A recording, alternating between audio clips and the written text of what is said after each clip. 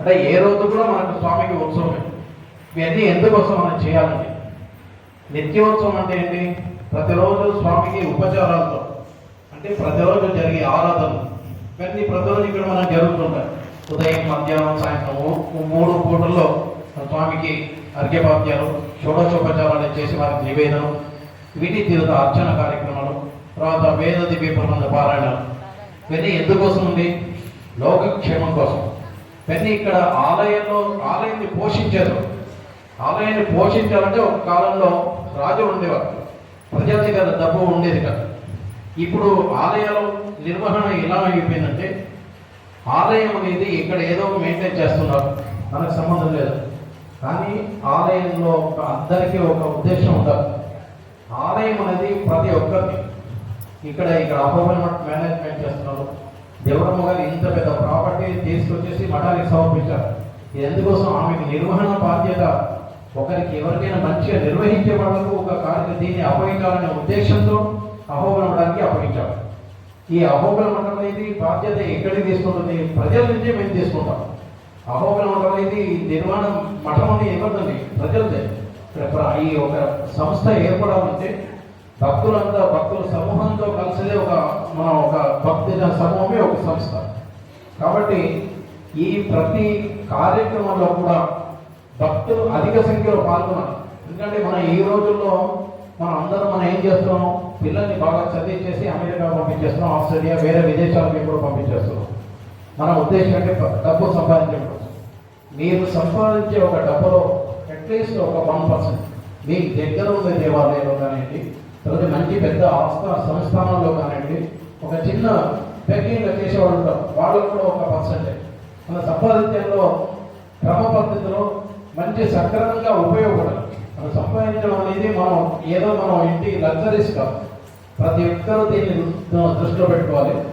మనం మంచి కార్యక్రమాల్లో మన సంపాదించే ద్రవ్యంలో ఏదో ఒక అట్లీస్ట్ 1% 5% ఇవన్నీ అహోబలం కాదు. ఏ దేవాలయానికి కూడా మనం దీన్ని ఒక మంచి కార్యక్రమాల్లో మనం సంపాదించే ద్రవ్యాన్ని ఉపయోగించాలి.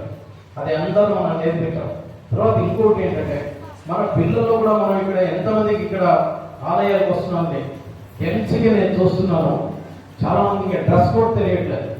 డ్రెస్ కోడ్ మన ఆలయాలకు వచ్చినప్పుడు హిందూ సాంప్రదాయంలో ఈ పిరక అనేది హిందూ ప్రతి ఒక్కరికి ఉంది. బ్రాహ్మణులు కాకుండా ప్రతి ఒక్కరికి కూడా హిందూ పిరక ఉండదు.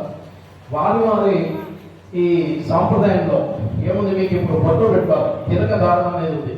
తిలక దారుణం అనేది ప్రతి ఒక్కరూ మనం పెట్టుకోవాలి. ఆలయంలో కాదు, మీరు ఇంట్లో మీరు లేవగానే స్నానం చేసేసిన ద్వారా మీ సాంప్రదాయం ప్రకారంగా మనం ఒకటి విభూతి దారుణం ఉంటుంది, ఒకటి తిలక దారుణం ఉంటుంది, ఇంకోటి చందన దారుణం ఉంటుంది.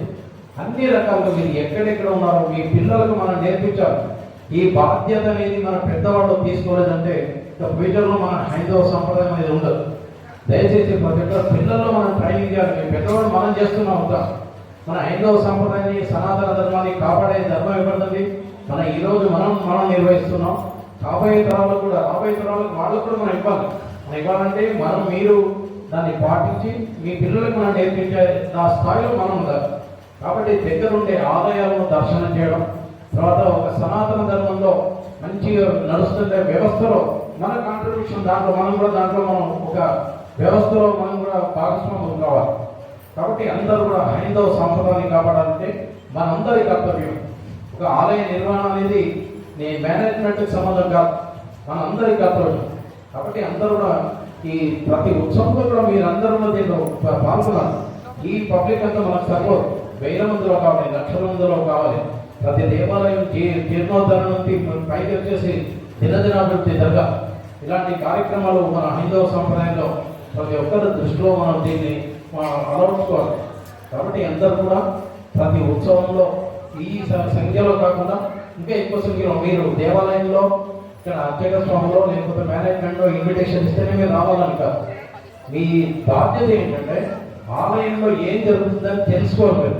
సహస్రనామ పారాయణ అవుతుంది, సహస్రనామ అర్చన అవుతుంది, ఒక ఉత్సవం అవుతుంది, కళ్యాణోత్సవం అవుతుంది, హవనం అవుతుంది.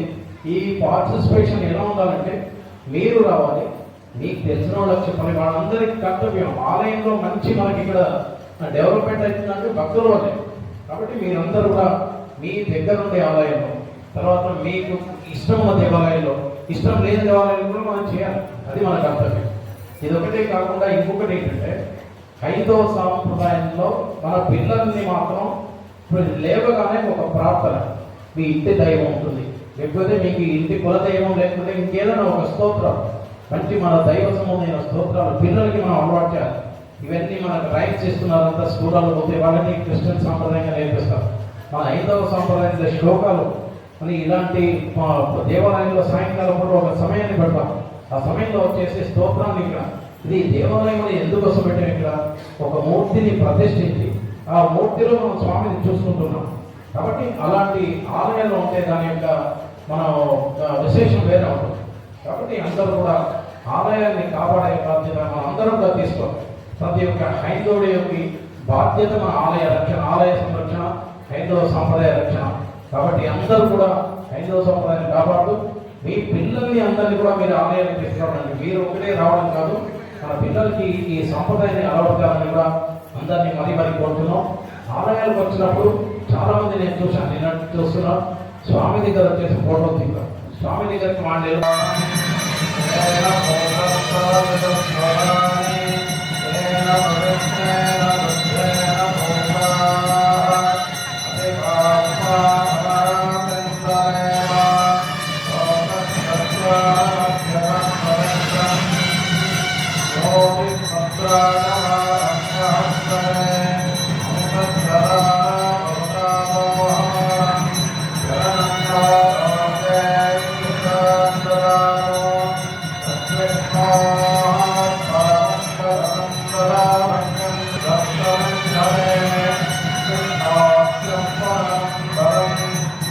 Yeah.